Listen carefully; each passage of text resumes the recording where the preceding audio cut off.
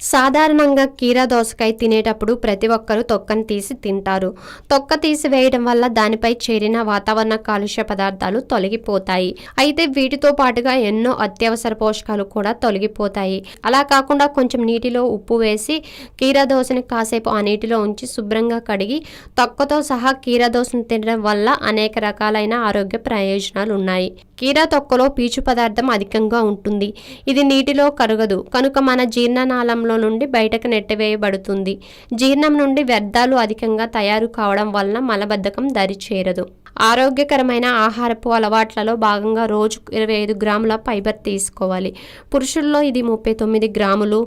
కీరా లోపల ఉండే పీచు పదార్థం నీటిలో కరిగిపోతుంది. ఇది కూడా శరీరానికి మేలు చేస్తుంది. ఇది విసర్జకాలను మృదువుగా మారుస్తుంది. కీరాలో ఉండే విటమిన్ కేలో చాలా భాగం చెక్కులోనే ఉంటుంది. విటమిన్ కే రక్తం గడ్డకట్టడానికి సహాయం